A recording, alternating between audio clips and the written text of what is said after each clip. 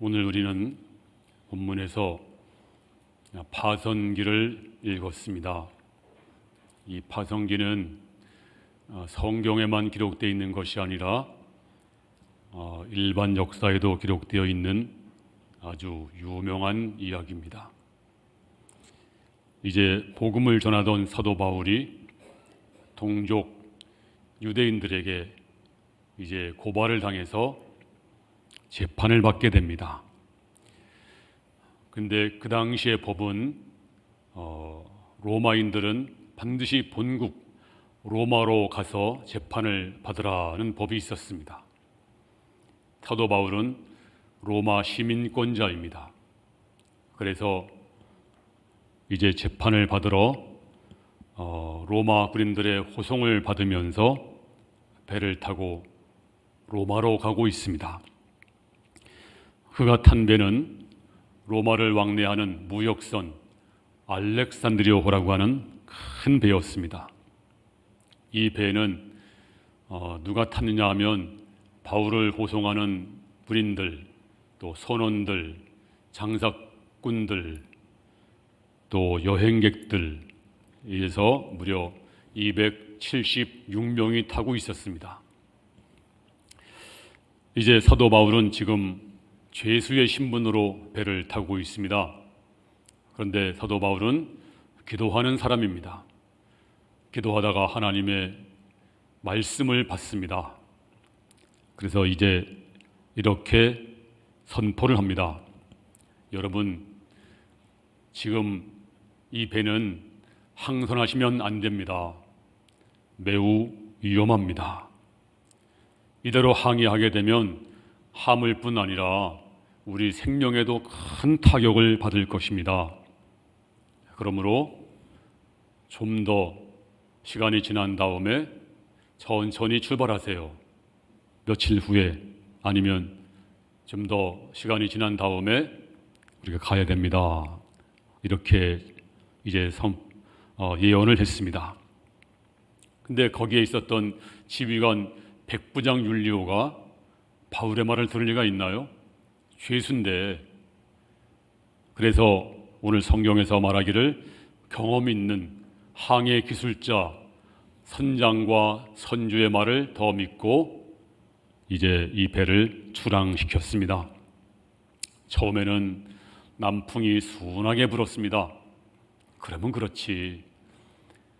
아주 너무 기분이 좋았습니다. 근데 얼마 되지 않아서 유라굴로라고 하는 큰 광풍, 태풍이 불었습니다. 이 큰 배가 도저히 이 풍랑을 이기지 못하고 이제 견디다 못해서 거기 있던 선원들과 많은 사람들이 자기 짐을 전부 바다에 던져버렸습니다. 배가 무거우면 가라앉으니까요. 배를 가볍게 하기 위해서 전부 내어버립니다. 오늘 본문 19절에 보면 시작. 사흘째 되는 날에 배의 기구를 저희 손으로 내어버리니라. 여러 날 동안 해와 별이 보이지 아니하고 큰 풍랑이 그대로 있음에 구원의 여망이 다 없어졌더라. 배 탄 사람들은 사흘 동안 이 풍랑과 싸우다가 완전 탈진되었습니다. 해도 안 보이고 별도 안 보이고 풍랑은 잔잔하지 않고 이래서 모든 구원의 여망이 없어졌더라. 이렇게 말씀하고 있습니다. 지금 우리 전 세계적으로 광풍이 불고 있습니다. 전쟁의 광풍입니다. 그래서 지난주에 보니까 에너지 가격이 미국에서는 50% 급등했대요. 앞으로 더 급등할 것이라는 예보도 나왔습니다. 또 식량 위기가 전 세계적으로 현실화되고 있습니다. 혹시 여러분 가운데 이 광풍을 만난 분이 있을지 모릅니다. 또 앞으로도 우리가 광풍을 만날 수가 있습니다. 어떤 때는 실직으로, 어떤 때는 실패로, 또 건강이 악화되고 또 불의의 사고로 우리가 광풍을 만나면 순식간에 광풍이 우리를 삼켜버립니다. 자, 그러므로 저와 여러분들은 광풍을 만나지 말아야 됩니다. 근데 인생을 살다 보면 광풍이 있습니다. 그러면 이 광풍을 만났을 때 우리가 어떻게 해야 될까요? 먼저 우리는 이 광풍이 왜 일어났는가, 그 원인부터 먼저 살펴야 됩니다. 원인은 두 가지입니다.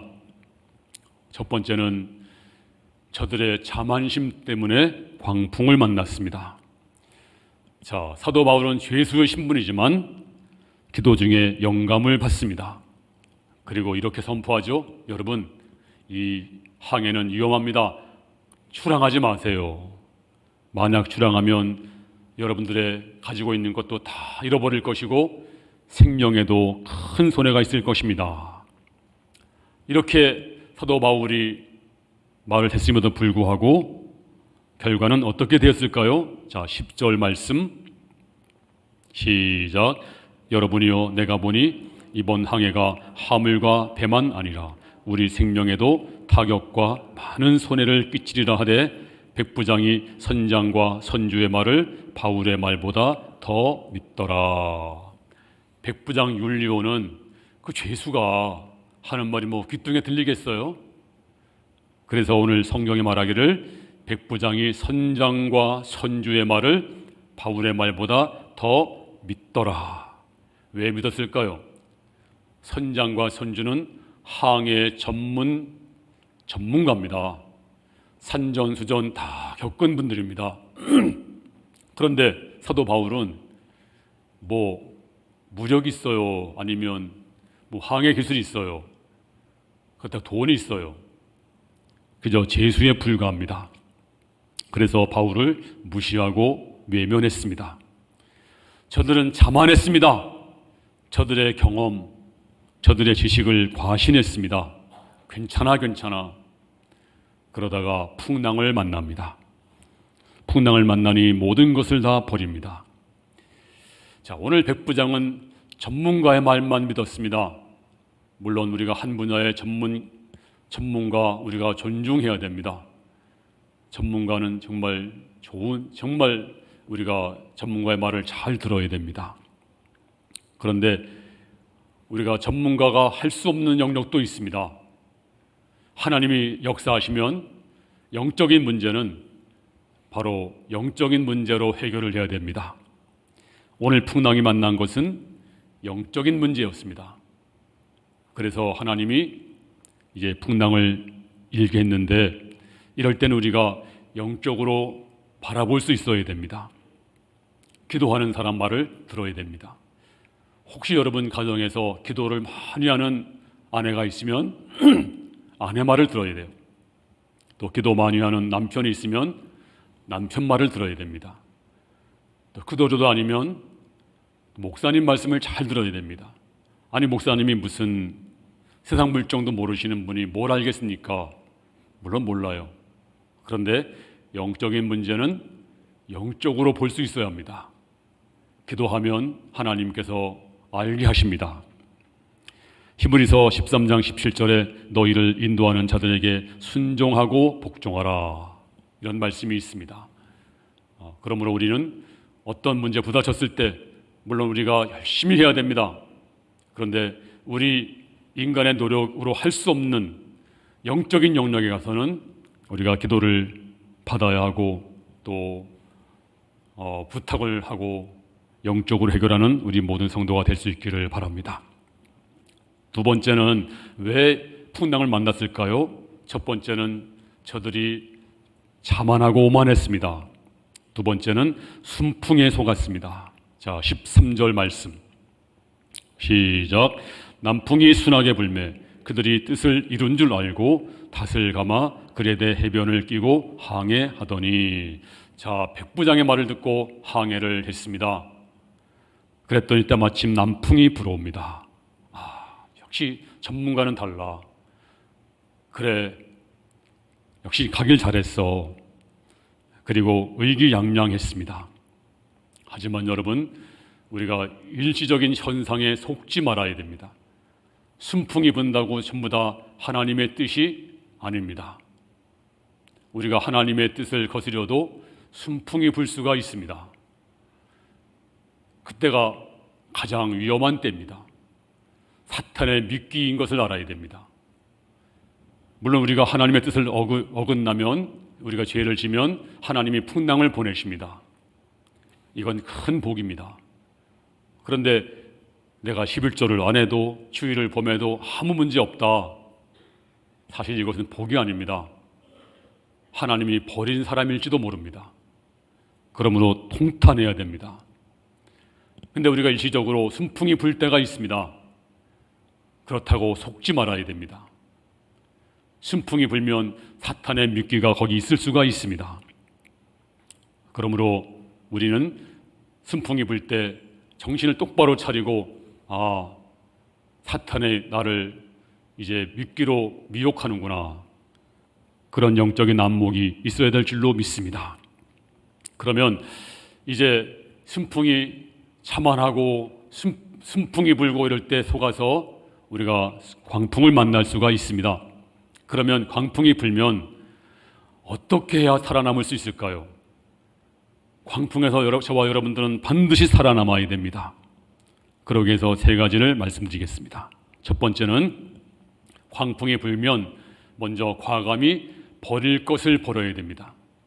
다른 말로 말하면 항복하라는 것입니다. 자, 18절 말씀 시작. 우리가 풍랑으로 심히 애쓰다가 이튿날 사공들이 짐을 바다에 풀어버리고 사흘째 되는 날에 배의 기구를 그들의 손으로 버리니라. 여러분, 사공들이, 선원들이 그 배의 물건을 버린다고 하는 거는, 이거는 끝난 것입니다. 제가 오래전에 백령도를 간 적이 있는데 가다가 풍랑을 만났습니다. 풍랑을 만났는데 가장 먼저 제가 바라보는 사람 누군지 아세요? 거기서 일하시는 그 종업 일하시는 분들, 뭐 선장, 뭐 또 선주 이런 분들이 타고 있잖아요. 근데 그분들이 이렇게 보니까 너무 태평해요. 너무 얼굴이 해맑아요. 그때 제 마음에 안심이 되었습니다. 야, 괜찮구나. 그런데요, 만약에 선장이나 항해하는 분들이 그냥 막 쩔쩔매고 막 당황한다면 얼마나 불안하겠어요. 근데 지금 여기 보니까 이 선원들이 이제는 소망이 없다. 배의 물건을 전부 다 버리고 있어요. 그리고 배의 기구를 버리고 그들의 손으로 버리니라. 버리고 있습니다. 이 배는 무역선입니다. 예나 지금이나 무역선은 진귀한 물건이 많습니다. 요즘도 파손된 무역선을 건지면 거의다가 보물선입니다. 몇 년 전에 저 태안에서 파손된 배를 건진 적이 있습니다. 거기 보니까 뭐 고려 말기 때라고 뭐 나와 있는데, 보니까 거기에 뭐 고려 청자에다가 백자에다가 온갖 보물이 가득했습니다. 그래서 한번 신문에 대서특필한 적이 있었습니다. 아마 전라도 어디에서 이제 싣고 오다가 태안에서 자초당했다, 뭐 그런 보도를 했더라고요. 자, 오늘 이 알렉산드리아호도 무역선입니다. 이제 풍랑을 만나서 어쩔 수 없어서 그렇게 아끼던 것을 자기 손으로 전부 버리고 있습니다. 움켜쥐면 죽는 것입니다. 황금도 버리고 보석 상자도 버리고 돈다발도 버리고, 아무리 아까워도 안 버리면 죽는 것입니다. 심지어 비상탈출용으로 묶었던 줄도 끊어버렸어요. 오늘 32절에 보니까 이에 군사들이 거룻줄을 끊어 떼어버리니라. 이제는 인간적인 수단, 도구, 방법, 처방을 완전히 포기했습니다. 그렇습니다. 예수 믿는 게 뭘까요? 예수 믿는 거는요, 옛날에 내가 믿던 거, 의지하던 거, 내가 소중히 여기던 것을 이것이 아니다 라고 포기하고 버리는 것입니다. 그리고 이제부터는 내가 주님만 의지하겠습니다 라고 고백하는 것이 예수를 믿는 것입니다. 근데 예수 믿으면서도 아깝다고, 정들었다고, 친하다고 그냥 가지고 있으면 모든 것을 잃을 수가 있습니다. 몇 년 전에 저 필리핀에서 화산 폭발이 있었어요. 화산 폭발. 정부에서 이제 사람들을 전부 다 피신을 시켰습니다. 다 내려오라고, 피난 가라고. 다 전부 피난을 갔습니다. 그런데 한 가정만 유독 피난을 안 갔다고 해요. 그러다가 화산지에 묻혀서 변을 당했습니다. 왜 당했는가 알아봤더니 그 집에 돼지가 2마리가 있었대요. 돼지 2마리가 아까워서 못 버리고 몸을 피하지 못하다가 이 돼지 2마리 때문에 큰 변을 당했다는 것입니다. 물질보다 생명이 귀합니다. 생명보다 믿음이 귀합니다. 그러므로 우리는 버릴 때 과감히 버려야 됩니다. 여러분이 세상 떠날 때 여러분 가지고 있는 재물 아무 소용이 없습니다. 명예, 땅 문서, 그 무슨 의미가 있겠습니까? 심지어 가족도 아들, 딸도 소용이 없습니다. 내가 세상 떠날 때는 단 한 가지만 필요합니다. 바로 믿음입니다. 믿음이 있으면 천국 가는 것이고 믿음이 없으면 지옥 가는 것입니다. 그러므로 내가 주님 앞에 방해되는 것 다 버릴 수가 있어야 됩니다. 안 버리면 죽습니다. 그리고 항복해야 됩니다. 하나님이 언제 개입할까요? 내가 하려고 하면 개입 안 하세요. 내가 살아있어서 내가 자꾸 하려고 그러면 하나님은 그래 네가 한번 해봐, 네 마음대로 해봐. 하나님이 팔짱 끼고 뒷짐지고 계세요. 근데 하나님 이제 못합니다. 저는 항복합니다. 두 손 듭니다. 주님이 하세요. 전부여 의지 없어서 손 들고 옵니다 하고 주께 맡겨버리면 항복하면 그래 이제 내가 할게. 그리고 주님이 기뻐하시면서 우리 일을 대신 하실 줄로 믿습니다. 전쟁 중에 손들어 하면 손들어야 됩니다. 항복해야 됩니다. 손 안 들고 머뭇머뭇거리면 그 총구에서 불이 뿜어져 나와서 죽을 수밖에 없어요. 그러므로 우리도 이루아굴라 광풍을 만날 때 하나님 항복합니다. 주님밖에 없습니다. 내 힘으로 이제 할 수 없사오니 주님이 하시옵소서. 이럴 때 하나님께서 역사할 줄로 믿습니다. 베드로전서 5장 7절에 너희 염려를 다 주께 맡기라. 제가 금요일 날 어떻게 해석했나요? 주께 맡겨라. 이 말은 주님께 던져버리라. 이렇게 해석을 했어요. 맞습니다. 맡기는 거는요, 사동하는 거예요. 맡아주세요. 그리고 부탁하는 것입니다. 사동하는 것입니다. 이거 맡길 테니까 맡겨주세요. 근데 던져버리는 거는요, 상대방 의사와 상관이 없이 그냥 던지는 거예요. 이게 바로 던져버리는 게 맡기는 것입니다. 근데 우리 주님은요, 던져버리면 너무너무 좋아하세요. 사람들은 싫어할 거예요, 던져버리면. 근데 우리 주님은 우리가 염려, 근심의 짐을 지고 끙끙 앓는 걸 너무너무 싫어합니다. 그리고 우리가 짐을 맡겨버리면, 던져버리면 우리 주님은 너무너무 좋아하십니다. 어서 나에게 맡겨라. 너 짐을 내가 대신 질게. 우리 주님은 능력이 많으신 분입니다. 우리 모든 짐을 다 지고도 기뻐하시는 분입니다. 성경을 보겠습니다. 시편 68편 19절 시작. 날마다 우리 짐을 지시는 주 곧 우리의 구원이신 하나님을 찬송할지로다. 할렐루야. 하나님은 우리 짐을 지시는 걸 너무나 좋아하세요. 날마다 우리 짐을 지시는 주. 그러므로 여러분의 모든 짐, 염려, 근심, 걱정을 주님께 던져버리기를 바랍니다. 주님이 기뻐할 줄로 믿습니다. 항복하시기 바랍니다. 다 버리시기 바랍니다. 이게 바로 살 길인 줄로 믿습니다. 두 번째는 온전히 믿어야 됩니다. 자, 풍랑은 계속됩니다. 사람들은 탈진했습니다. 무려 4월 동안 해도 안 보이고 달도 안 보이고 별도 안 보이고.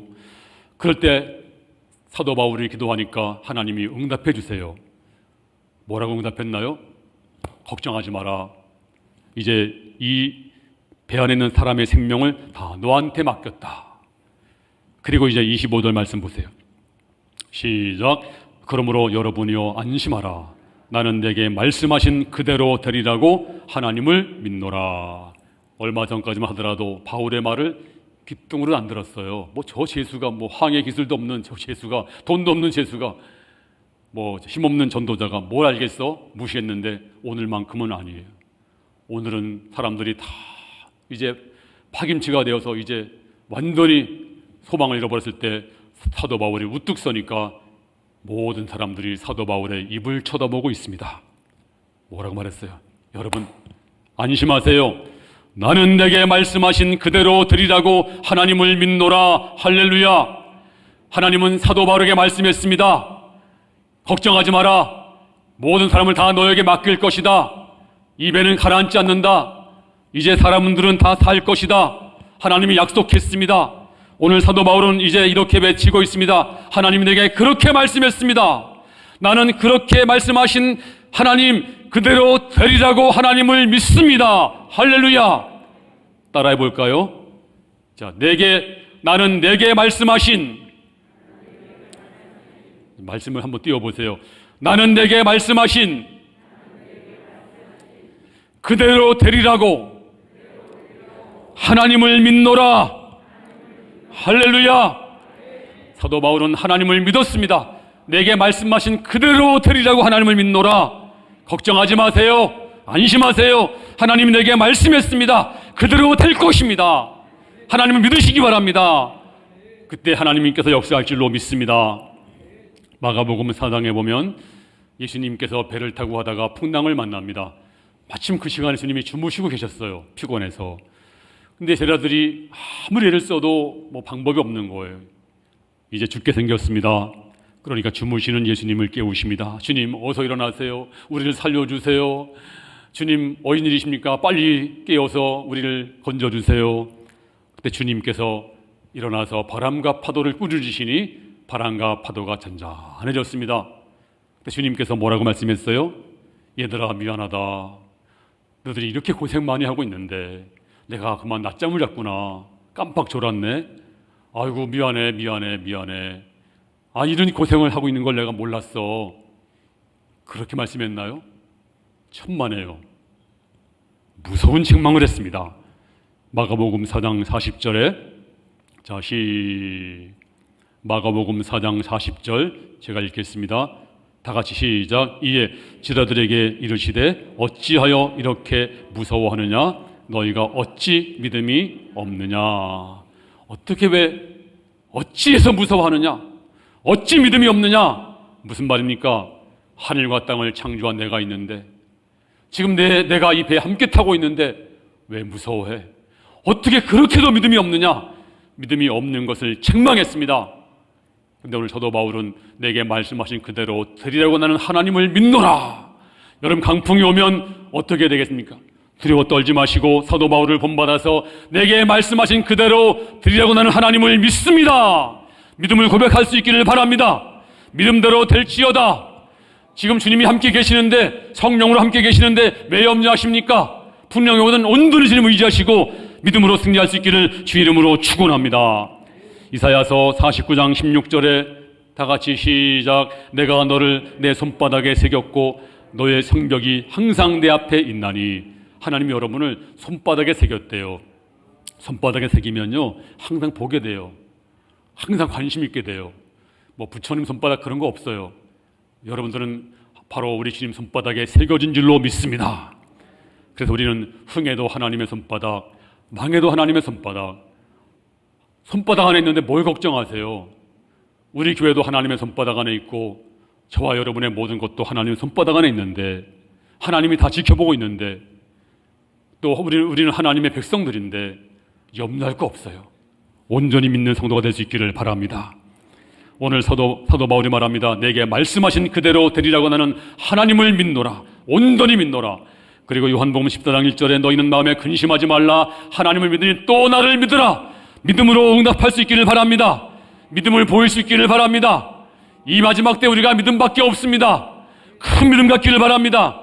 우리 주님은 네가 돈이 많으냐, 부자냐, 많이 배우느냐 이거 관심이 없으셨어요. 믿음이 크면 내 믿음이 크도다. 내 믿음대로 될지어다 칭찬했습니다.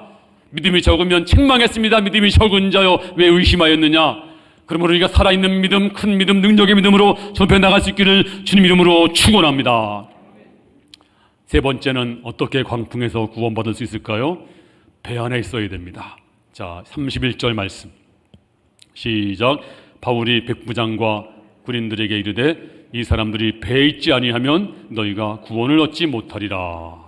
배 없으면 배 안에 있어야 구원받는다. 배가 뭘까요? 당연히 구원의 방주는 배인 줄로 믿습니다. 그래서 이 배는 교회를 의미합니다. 쟈 칼빈은 교회를 떠나서는 구원이 없다라고 말했습니다. 그리고 하나님을 우리 아버지로, 교회를 우리 어머니로 섬기는 것이 성도의 자세다. 왜 그럴까요? 교회는 주님이 피로 값주고 사신 것이 바로 교회입니다. 또 교회의 주인이 누굴까요? 교회는 주님의 몸입니다. 교회는요, 주님 자체가 바로 교회. 교회는 곧 주님이십니다. 그래서 우리가 교회 없이는, 교회를 떠나서는 구원받을 수 없습니다. 그래서 성경이 말하기를 반석 위에 이 교회를 세우리니 큰 바위가 바로 교회입니다. 물고기는 큰 바위 밑에 숨으면 안전합니다. 흔들리지 않는 것이 바로 교회입니다.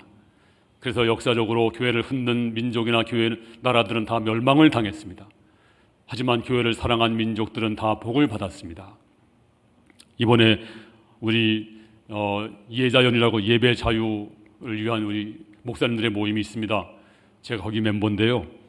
거기서 예배 자유를 위해서 몸부림쳤습니다. 그리고 영상 예배 거부하고, 그리고 현장 예배만 고집했습니다.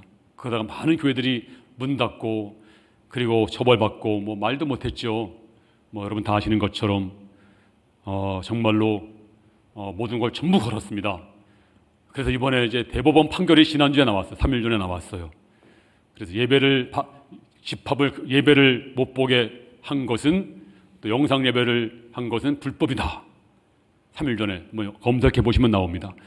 예자연에서 대법원 판결을 했어요. 그래서 저에게도 이제 만나서 이제 어떻게 할까? 우리가 이겼으니까 이제 어마어마한 배상을 받을 수가 있어요. 교회니까. 예배 때문에 예배를 못 나와서 교회가 부흥하지 못하고 성도가 떨어지고 여러 가지 우리가 이제 배상할 수가 있습니다. 영상 예배는 틀렸다. 예배가 아닙니다. 그래서 우리가 드린 예배가 옳았다는 것을, 물론 뭐 정부가 무슨 대법원이 판결해 준 게 그게 전부가 아니지만 우리는 예배를 지켰습니다. 근데 또 또 소송 걸고 그러면 또 불신자가 또 뭐라고 하겠어요. 또 교회가 또. 그래서 우리가 그렇게 하지 말자.